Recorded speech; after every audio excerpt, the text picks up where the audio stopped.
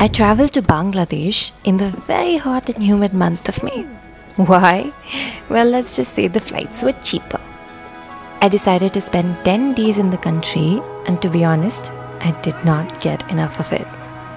Because really, Bangladesh is beautiful.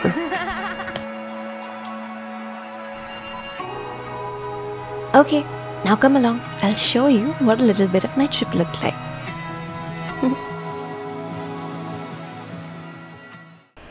Let's start off with the capital city of Dhaka. What a mad, vibrant, intimidating city. Fun fact, it's actually the most crowded city in the world. This is Old Dhaka. Let's call it a distant cousin of Chandni Chowk in Old Delhi. Iftar is the evening meal with which Muslims end their fast during Ramadan. This is the Iftar market, hence so much food. Would you just look at the size of that jalebi? Anyway, I also wanted to share some pictures with you from that day. Almost forgot to show you the manne. As of 9th April 2020, 1 USD equals almost 85 Bangladeshi Taka. Moving on, this is also a little bit of what Old Dhaka can look like. This is a really old, incomplete Mughal monument called the Lal Bagh Fort. Please note that Dhaka is the worst traffic you will ever see. Hence, it is recommended that you use Uber Moto to go around. My Airbnb host also took me around a couple of places, but I forgot to record them. So we'll have to make do with just this. I'm not a big fan of cities, so one day was enough in Dhaka. In the evening, I took an overnight bus to Sylhet. Oh, Sylhet made me so happy. It is this beautiful city in northeastern Bangladesh, famous for its tea plantations. It was a part of colonial Assam for about 70 years till 1947. Now, it is only an hour and a half away from the Meghalayan border in India. Sylhet is also called the City of Saints, for it was the great Saint Hazrat Shah Jalal who propagated Islam in this area in the 14th century. The international airport of Dhaka is also named after him. Also, I had never seen such spotty, fluffy pigeons before.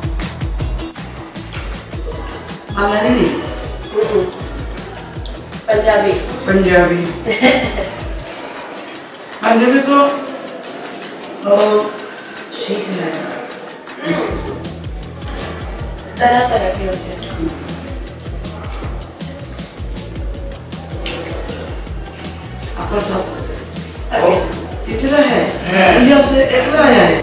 I spent some time with the caretakers of the mosque because the woman that you're currently seeing in front of you, she knew how to communicate in Hindi a bit, so I was just chatting away with her. And then it was time to try Bangladeshi pan. I did try it, but I didn't like it. It's like your tongue is on fire or something. It had been raining all day, but then it rained properly that night. I had my dinner, I went back to the hotel, and then the next morning, I took off in an auto rickshaw when it wouldn't stop raining with Ajaz Bhaiya to Ratargul Swamp Forest. We also stopped in between to take a couple of pictures together. As you can see, Ajaz Bhaiya is quite shy. Ratargul Swamp Forest is a freshwater swamp forest located in Gowain River. It is the only swamp forest located in Bangladesh and one of the few freshwater swamp forests in the entire world. As you can see, it was pretty cloudy that day. So, while I was in the boat, the colors around me looked pretty dull. But when I put the drone out in the air, look at that. This swamp forest is about 3,000 acres huge. 3,000 acres, and it's also called the Sundarbans of Sylhet.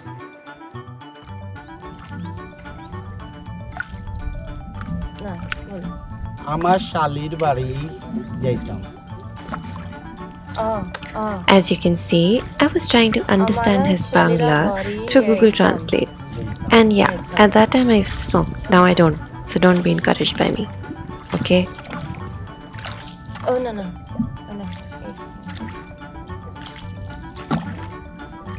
Will you meet your sister right now? Turns out his sister lived in the swamp forest in a village. And we were gonna go meet her. Yeah!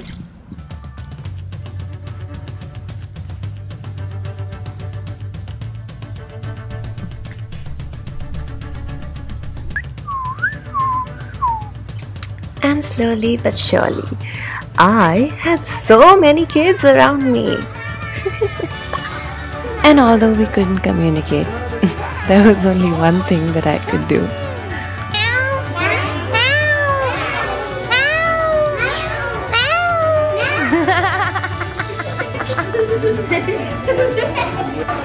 The very kind people at Sylhet arranged food for me. I didn't even ask. It's their Ramzan, but they still were courteous enough to just get me food, and they sort of, it was very sweet. This is chawal, this is rice, cucumber, bananas, chickpeas, a pear, chilies, and a boiled egg. Oh, what a beautiful family. I had such a beautiful 2 hours with them. It was so sweet.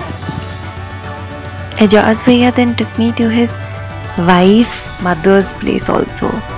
But it was quite dark then and it was another village, so I couldn't really record anything. But that happened, yeah. The next day, I was off to my next destination.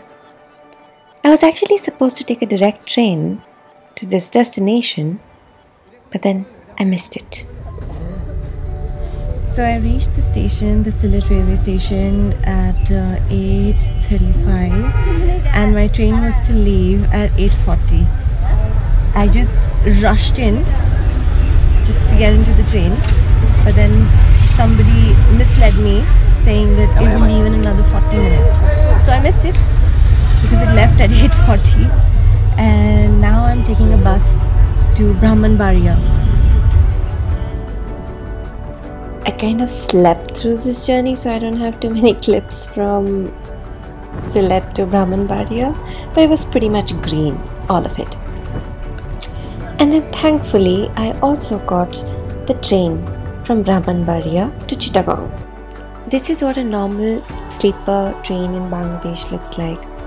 I couldn't record anything before because there were about 5 males in this coach, and you kind of get at ease when they leave.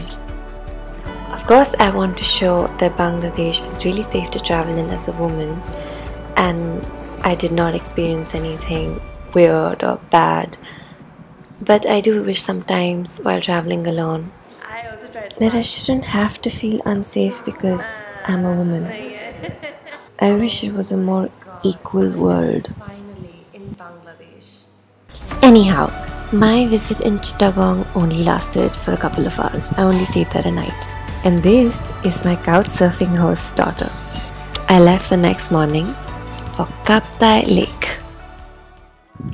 So Kaptai Lake is not just the largest lake in Bangladesh, but it is also man-made. Back in 1964, 220 square kilometers of Rangamati was made to submerge in water for a hydroelectric project, leaving around 40 to 50,000 tribal Chakmas in the area absolutely homeless. A lot of them migrated to parts of Assam, Arunachal Pradesh, Mizoram, while a few became refugees, giving birth to the Chittagong Hill Tracts conflict. The conflict continued for 20 years until 1997, and Chakmas, who were once a majority in the region, are left to being a minority in the country. Anyhow, I then took an auto from Kaptai to Rangamati. It was epic. Fun fact, I genuinely did not know that we were not supposed to fly drones because this was actually a military area. I got off at this village just randomly just to see through as to how it looks like and everything, and I found a monastery.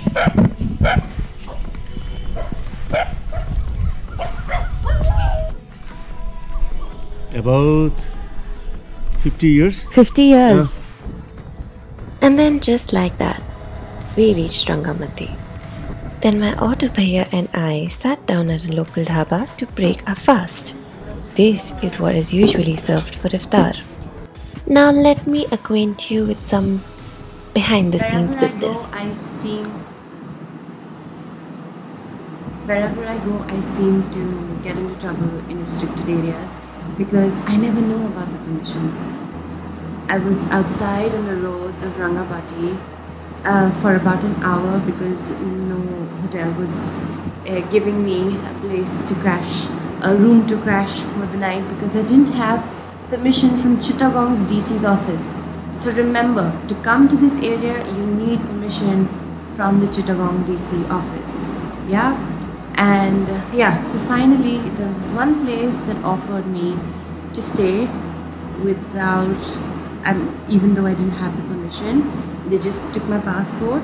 I cannot disclose the name of the place because they will get into trouble then. However, good night.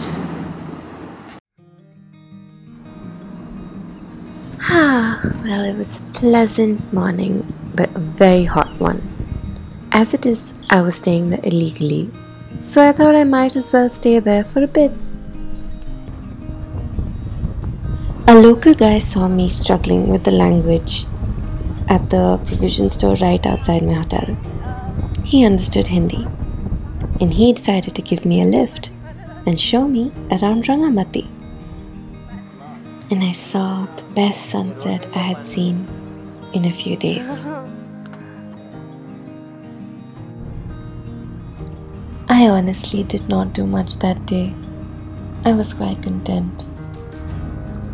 He took me to some of his favorite spots, spoke about life in Bangladesh, talked about his childhood in Rangamati, and it felt really nice.